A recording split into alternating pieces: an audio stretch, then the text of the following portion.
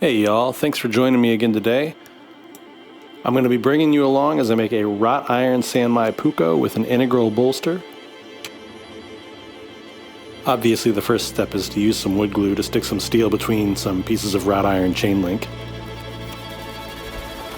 No, seriously, in all honesty, the first step is making the steel when it comes to making this kind of Sanmai. I had already forged the wrought iron down to a usable size and cleaned it up and gotten it ready to weld together. Once the welds are set, I like to cut the weld material out of the billet so it's not forged deeper into it when I kind of compress the sides and anything like that.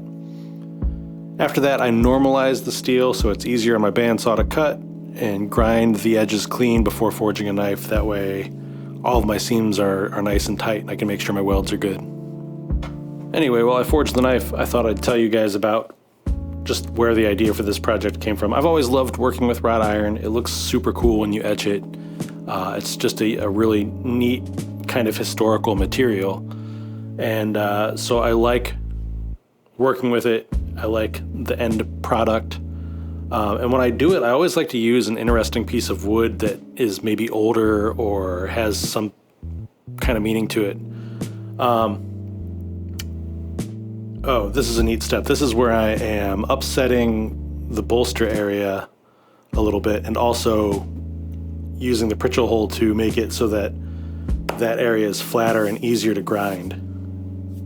Anyway, so back to why I'm making this knife. I started making this knife, honestly, just for me for Father's Day. It's something to do.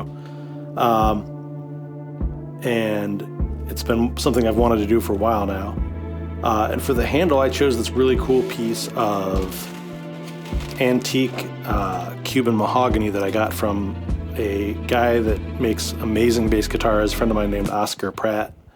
As far as I don't know what the history on Cuban mahogany is. I should look it up, but I know that it's not something we can get around here easily. So it's not something that I have a lot of access to. I ended up making two knives out of that same piece of steel. One is a paring knife that I plan on giving away over on Instagram later this month. If you're watching this after that, sorry you missed out, but hopefully you see it before then and you get over there and check it out.